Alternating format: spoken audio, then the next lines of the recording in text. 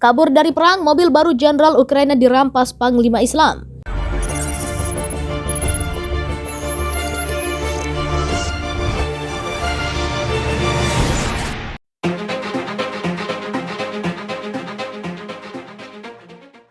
Presiden sekaligus Panglima Tinggi Angkatan Bersenjata Chechnya, Mayor Jenderal Ramazan Kadyrov, menyatakan telah merampas harta benda milik seorang jenderal militer Ukraina.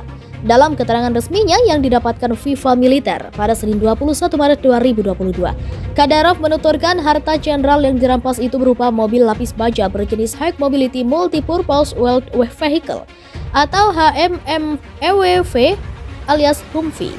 Tak main-main saat ditemukan pasukan tempur militer Chechnya.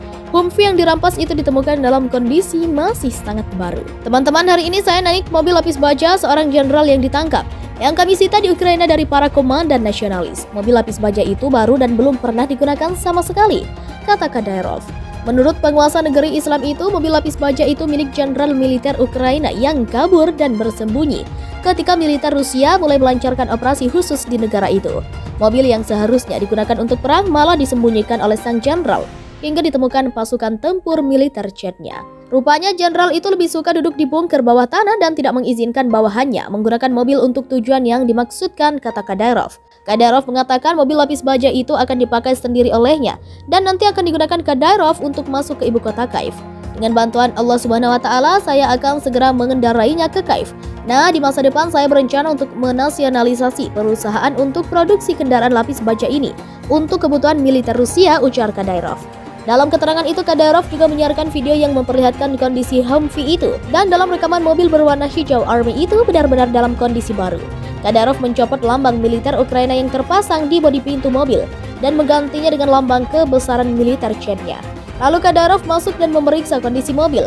Kemudian dia menuju kemudi dan mengendarainya berputar-putar di halaman kantor Presiden Chechnya. Kadyrov tidak memberikan keterangan siapa nama jenderal Ukraina yang kabur dari medan perang dan meninggalkan mobil sebagus itu di saat pasukannya membutuhkan peralatan perang untuk menghadapi serangan gabungan militer Rusia. Rusia mengklaim bahwa serangan yang dilakukan di pusat pelatihan militer Ukraina telah menewaskan lebih dari 100 tentara yang ada di dalamnya, termasuk pasukan operasi khusus dan tentara asing bayaran. Pernyataan Rusia pada hari Minggu 20 Maret 2022 lalu itu juga mengkonfirmasi bahwa Angkatan Udara Rusia telah melakukan serangan pada 62 aset militer milik Angkatan Bersenjata Ukraina. Rudal yang diluncurkan dari udara berpresisi tinggi menghantam pusat pelatihan pasukan operasi khusus Ukraina di dekat permukiman Ovruch di wilayah Zhytomyr, tempat tentara bayaran asing yang tiba di Ukraina bermarkas. Lebih dari 100 prajurit pasukan operasi khusus dan tentara bayaran tewas, ucap juru bicara Kementerian Pertahanan Igor Konashenkov saat melakukan konferensi pers di Moskow, seperti dikutip Hops.id dari laman Anadolu Agency. Konashenkov juga mengatakan dalam siaran persnya bahwa sejak Rusia melakukan serangan pada Ukraina hingga saat ini, telah dihancurkan 207 kendaraan udara tak berawak, 1.467 tank dan kendaraan tempur lapis baja, 148 sistem peluncuran roket ganda, 573 artileri lapangan dan senjata mortir, serta 1.262 unit kendaraan militer khusus milik Ukraina.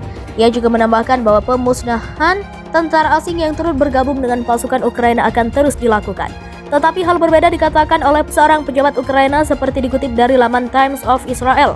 Pejabat tersebut mengatakan bahwa serangan lebih dari 30 rudal yang dilakukan oleh Rusia menewaskan 35 orang di pangkalan pelatihan milik pasukan militer Ukraina.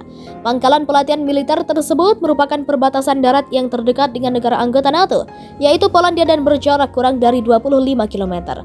Fasilitas militer tersebut merupakan pusat pelatihan militer hasil kerjasama antara Ukraina dan negara NATO, serta seringkali terdapat instruktur dari AS dan negara barat lain yang bergabung dalam aliansi NATO berada di sana. Serangan tersebut diketahui merupakan bentuk nyata atas ancaman Rusia untuk menargetkan serangan pada rute transit bantuan militer dari negara barat ke Ukraina yang diketahui melewati negara Polandia. Serangan yang sangat dekat dengan garis batas dengan negara anggota NATO tersebut juga dianggap sebagai salah satu ancaman atas keamanan global. Menurut perkiraan PBB, sejak Rusia pertama kali menginvasi Ukraina pada 24 Februari lalu, hingga saat ini diperkirakan setidaknya 847 warga sipil tewas dan 1.400 warga lainnya terluka, meski data ini belum bisa diverifikasi secara independen. Momen saat pejuang Chechnya, regu pembunuh yang mematikan, menyerbu gedung tinggi dalam perang sengit Mariupol. Ini adalah momen horor saat regu pembunuh mematikan Putin menembaki sebuah gedung bertingkat tinggi di Mariupol. Rekaman propaganda menunjukkan sekelompok pejuang Chechnya bersenjata lengkap meledakkan gedung yang tampak dalam kebuntuan sengit. Klip yang dikatakan telah dirilis oleh Panglima Perang Pro-Putin Chechnya Ramzan Kadyrov dimulai dengan menunjukkan para pejuang berkumpul di Gang Mariupol dengan latar belakang musik patriotik Lapor The Sun 19 Maret 2022. Ini berlanjut dengan menunjukkan para tentara bayaran menggedor sebuah bangunan di kota yang dibom dari belakang sebuah tank. Sebelum dengan aneh memotong tentara yang muncul untuk menyelamatkan wanita dan anak-anak. Itu terjadi setelah pasukan Putin mengebom sebuah teater di Mariupol yang dikatakan melindungi orang-orang yang ketakutan meskipun kata anak-anak ditulis di luar gedung. Gambar satelit dari 2 hari lalu menunjukkan kata anak-anak yang ditulis dalam huruf putih besar dalam bahasa Rusia di luar bagian depan dan belakang gedung kata perusahaan teknologi luar angkasa Maxar. Sekarang dikhawatirkan ratusan keluarga Ukraina yang kelaparan masih terperangkap di bawah reruntuhan yang diledakkan. Serhil Taruta, seorang anggota parlemen Ukraina yang berasal dari Mariupol, mengatakan tidak ada yang mengerti. Layanan yang seharusnya membantu malah dihancurkan, layanan penyelamatan dan utilitas dihancurkan secara fisik. Dia menambahkan bahwa tanpa penyelamatan cepat ini berarti bahwa semua yang selamat dari pengeboman akan mati di bawah reruntuhan teater atau sudah mati. Mariupol telah diserang selama lebih dari 2 minggu dan seluruh lingkungan telah berubah menjadi gurun. Rekaman drone yang mengejutkan menunjukkan kehancuran total di kota yang terkepung, di mana ribuan orang tewas.